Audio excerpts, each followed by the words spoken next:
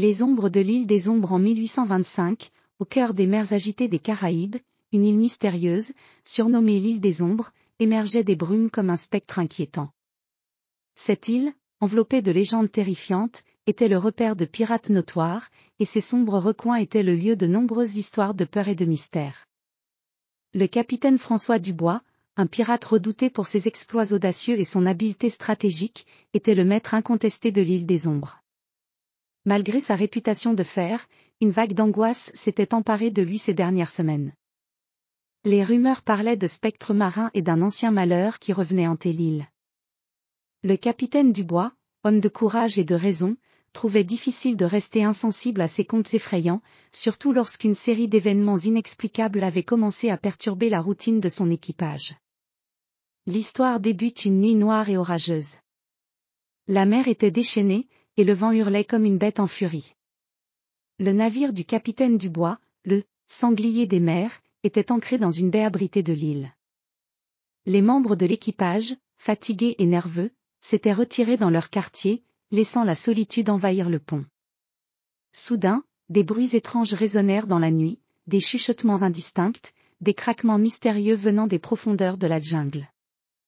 La brume, dense et mouvante, semblait se lever autour du navire comme un serpent de liane. Les ombres des arbres se tordaient et dansaient à la lumière vacillante des lanternes, créant des formes grotesques et menaçantes.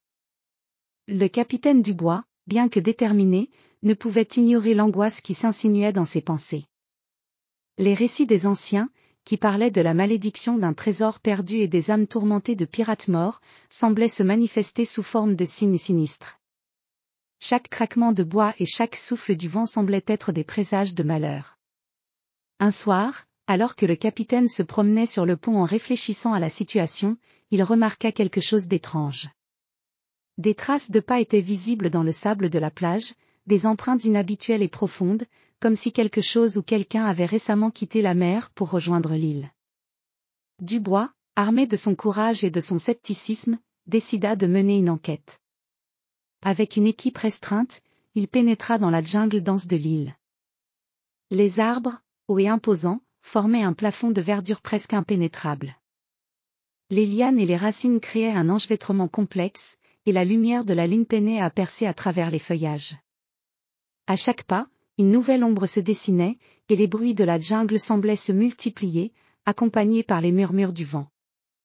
Les membres de l'équipage, bien que résolus, commençaient à ressentir une inquiétude croissante. Les yeux du capitaine, acérés comme ceux d'un faucon, scrutaient l'obscurité avec une détermination inébranlable. Au bout de plusieurs heures d'exploration, ils arrivèrent à une clairière où se dressait une ancienne forteresse en ruine. La structure, recouverte de mousse et d'algues, était le vestige d'une époque révolue. En examinant les lieux, le capitaine Dubois découvrit des signes de vie récente, des restes de feu, des objets personnels éparpillés, et un étrange coffre en bois, usé par le temps. Ouvrant le coffre avec précaution, le capitaine découvrit une carte ancienne, ornée de symboles mystérieux et de notes griffonnées. La carte semblait indiquer l'emplacement d'un trésor enfoui, mais la légende qui l'accompagnait parlait d'une malédiction pour quiconque tenterait de s'en emparer. La découverte du coffre ne fit qu'intensifier la peur parmi l'équipage.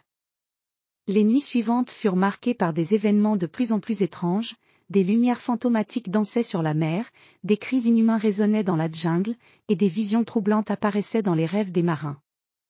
Face à la montée de la peur, le capitaine Dubois convoqua son équipage. Avec une voix empreinte de gravité, il partagea ses réflexions. Bien que la peur était palpable, il affirma que les légendes et les malédictions n'étaient que des récits destinés à effrayer. Le véritable courage, selon lui, consistait à affronter ses peurs et à démêler la vérité derrière les mystères. Fort de cette résolution, le capitaine et son équipage se préparèrent à déchiffrer la carte et à comprendre les secrets cachés de l'île.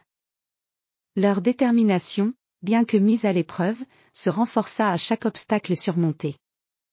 Au fil des jours, la brume se leva peu à peu, révélant la beauté cachée de l'île et les trésors de la nature qu'elle offrait. Les ombres qui avaient jadis alimenté leur peur se dissipèrent, et le trésor, bien que mystérieux, s'avéra être une découverte enrichissante non seulement en termes de richesse matérielle, mais aussi en termes de compréhension personnelle et de courage. L'île des Ombres, qui avait été un lieu de terreur, devint un symbole de résilience et d'aventure pour le capitaine Dubois et son équipage. Leur épreuve les avait transformés, et ils quittèrent l'île avec une nouvelle appréciation pour le véritable pouvoir de la bravoure face à l'inconnu.